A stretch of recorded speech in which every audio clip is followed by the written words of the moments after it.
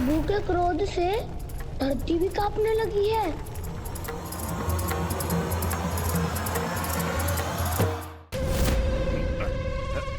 पुत्र को मारने के उद्देश्य से एक माँ का रूप लिया तुमने। ये ममता का और मेरी मैया का घोर अपमान है रावणासुर।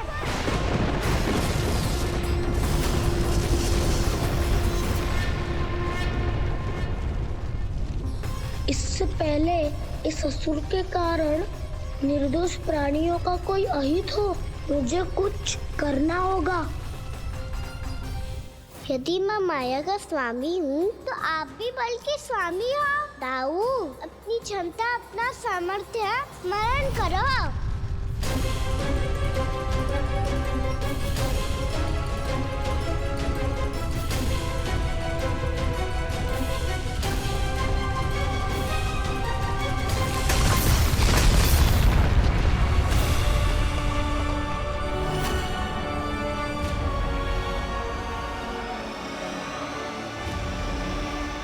अद्भुत बल दाऊ, अद्भुत।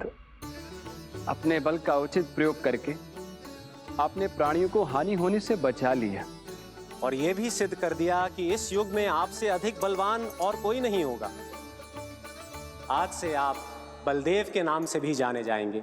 आज से आप बलदेव के नाम से भी जाने जाएंगे। आपके चरणों का ये चिन्ह युगों युगों तक आपके बल की कथा कहता रहेगा। बलराम का चरण चिन्ह।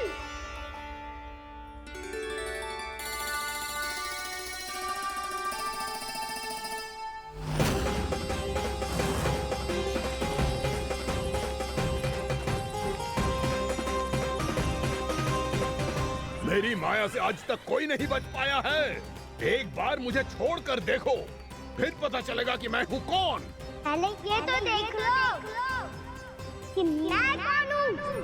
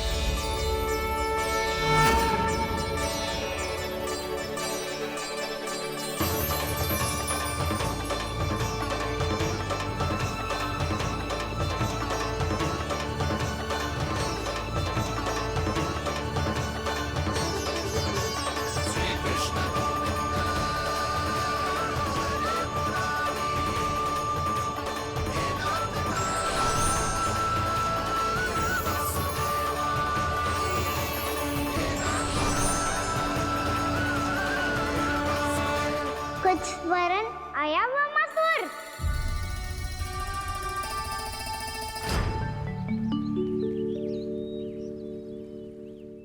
बहुत समय पहले की बात है। बहुत बड़े भूमाकर राज करते थे तुम्हें महान राजा भीमम के नाम से जाना जाता था। सब कुछ था तुम्हारे पास, पर शांति नहीं थी।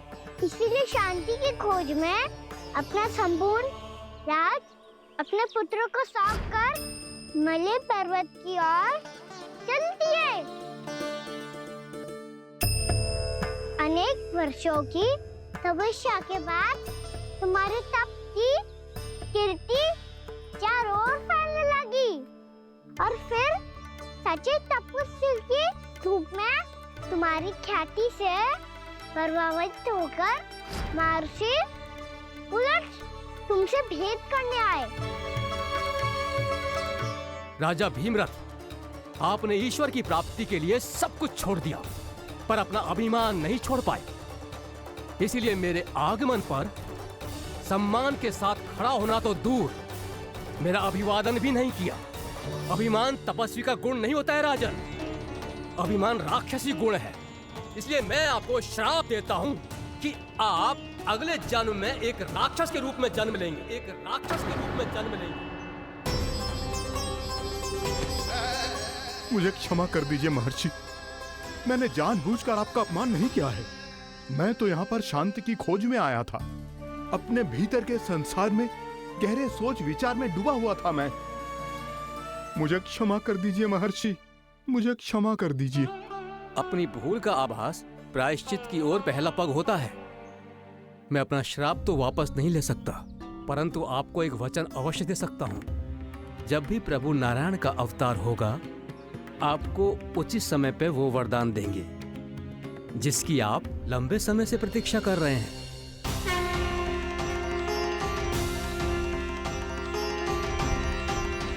प्रभु, आपने मेरी आंखें खोल दी। अब मुझे पता चल गया है कि आप कौन हैं और मैं कौन हूं। इसलिए आप मुझ पर कृपा करके अपने चरणों में स्थान दे दीजिए। मुझे वो शांति प्रदान कीजिए जिसकी खोज में मैं वर्षों से भटक रहा हूँ। शांति तो मोक्ष में ही है, इसीलिए मैं तुम्हें मोक्ष का वरदान देता हूँ।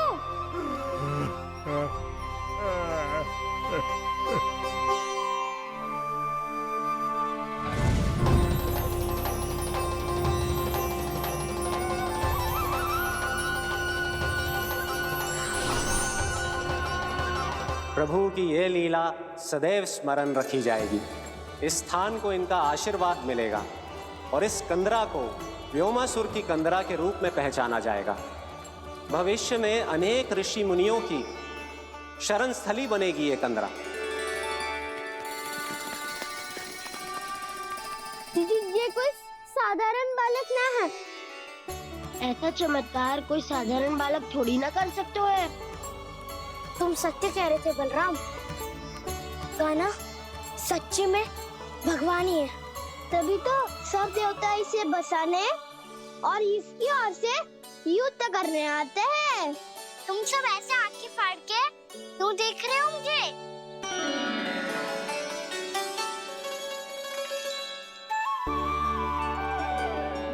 बलराम, तुम बलवान हो और कान्हा भगवान है। दूर दूर तक कोई दिखाई ना दे रहा है। ना जाने किस हाल में होंगे बालक। कहीं हम ही तो मार्ग ना भटक गए शीघ्रता के चक्कर में। अब तो एक पग भी ना चलो जा रहे हो। जल, किसी के पास जल है क्या? कंठ तो मेरा भी सूख रहा है मौसी। भाभी, निकट ही जमुना जी है, कहूँ तो वहाँ से जल ले आओ। मैं भी जा रही हूँ भाभी, एक से भले दो। हाँ चल, शीघ्रता से आओ। हाँ।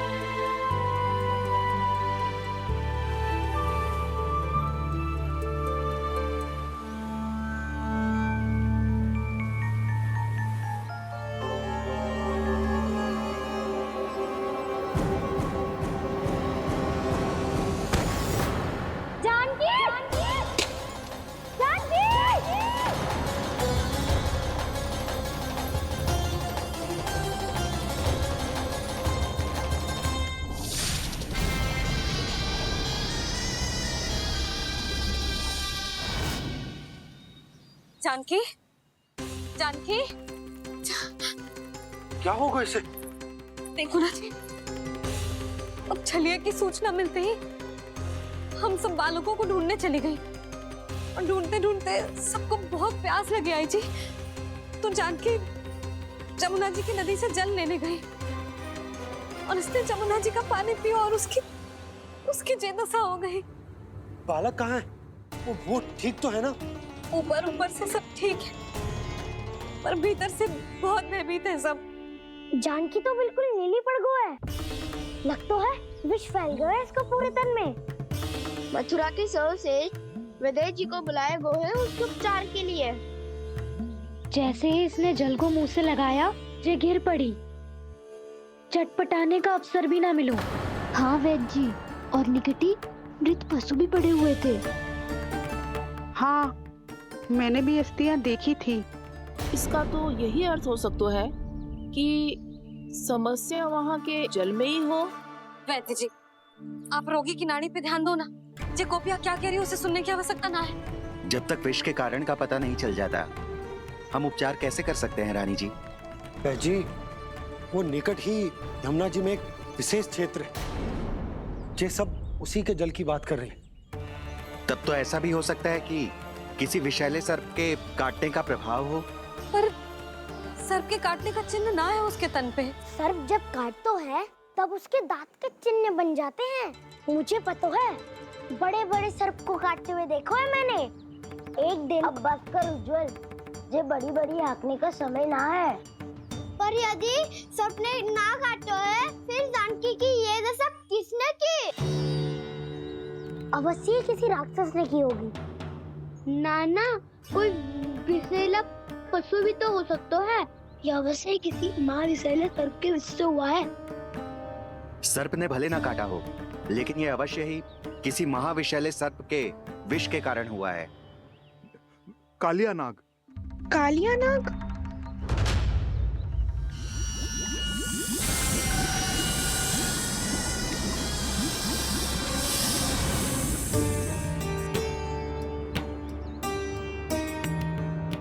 संकेतों से तो ऐसा लगता है कि जानकी ने कालिया नाग के क्षेत्र के विशाल जल पी लियो है।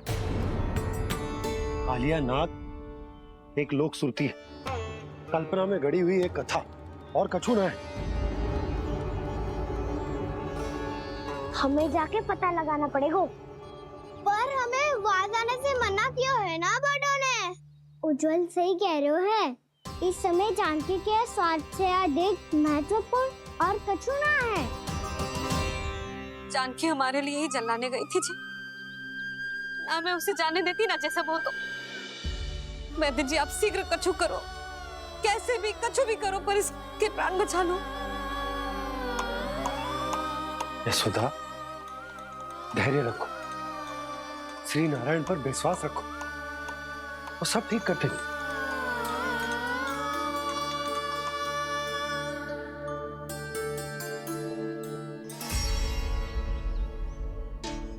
विष की काट की मेरे पास जितनी जड़ी बूटी थी, मैंने सब अर्क बना के पिला दी, पर इसकी दशा में अभी तक कोई सुधार नहीं दिख रहा है। यह अंतिम जड़ी बूटी है। अगर इससे भी चमत्कार नहीं हुआ, तो फिर जो नारायण की इच्छा।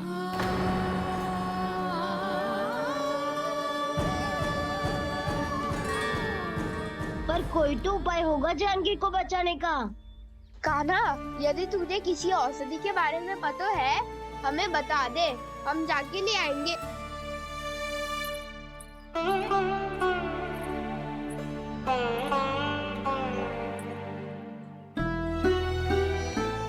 हे नारायण, हे प्रभु, मेरी जानकी के प्राण बचा ले प्रभु। क्या तो मैं अपने आप को कभी क्षमा न कर पाऊंगी। ये सारी मेरे ही कारण बनाई थी। उसकी रक्षा करो प्रभु, मेरी पुकार सुनो। कान्हा, तूने हमें वत्सासुर से बचाया था ना? और बकासुर से भी तो। और छलिया से भी तो तूने ही बचाया था ना हमें। क्या ऐसा कोई उपाय ना है जानकी को बचाने का? धनवंतरी,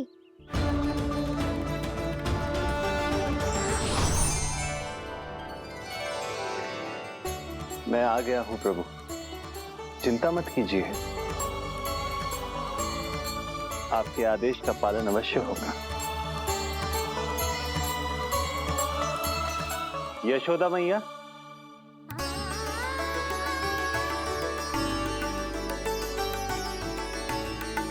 मैया आपको कोई पुकार रहा है।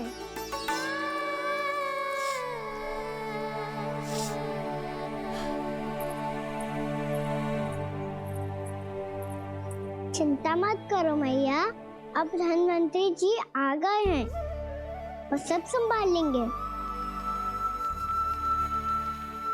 धनवंतरी जी कौन है? जिन्होंने संसार का आयुर्वेद दिया, आरोग्य के देवता, वे श्री नारायण के अवतार।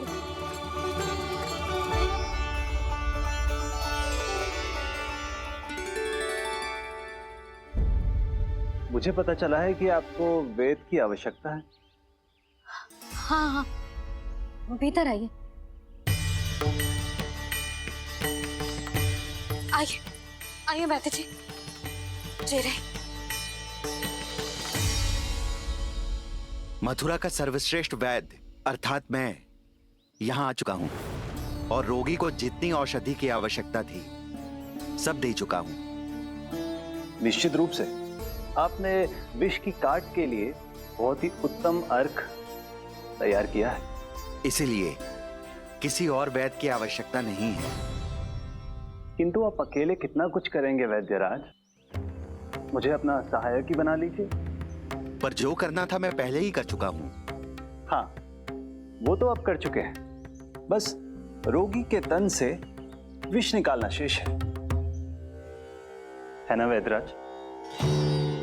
हाँ हाँ, बस वही शेष है। इनके रक्त को विष रहित करने में मैं आपकी सहायता करूंगा। पहले ये संजीवनी मानी जाने वाली इन लाल फूलों की बूटी को भी घिसना है ना?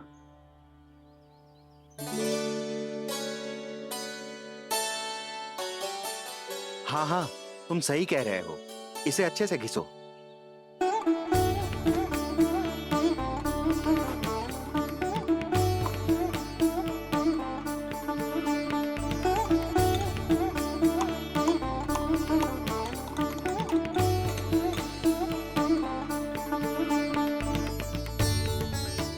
और ये नीले फूलों को भी तो मिलाना है ना? हाँ हाँ, अच्छे सहायक बन सकते हो तुम। ऐसे ही श्रम करते रहो।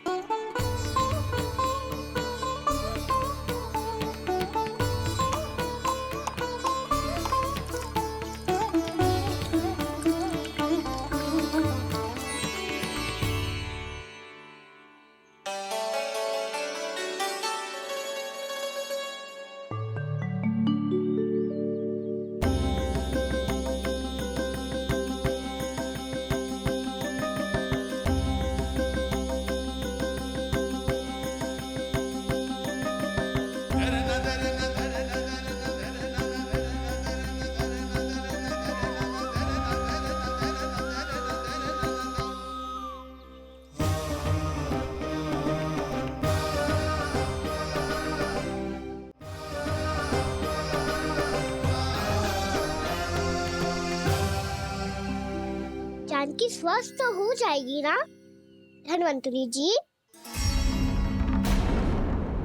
धनवंतरी? प्रभु, अब मैं क्या करूं? आपने तो स्वयं ही मेरी पहचान उजागर कर दी।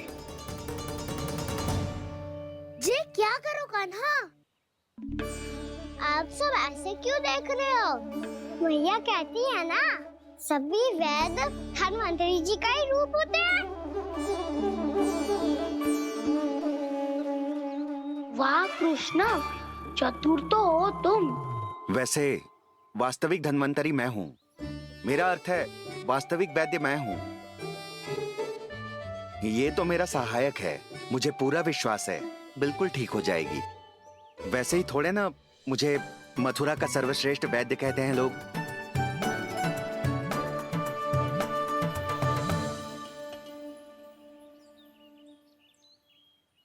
जसोदा भाभी,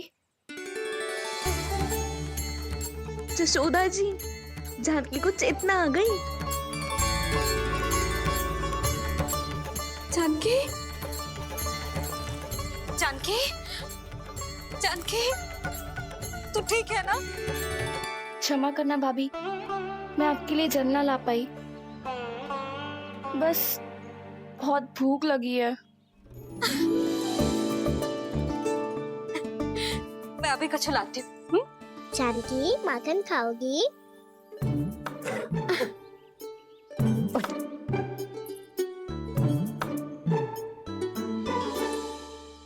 आजा, तू ही खिला दे लल्ला।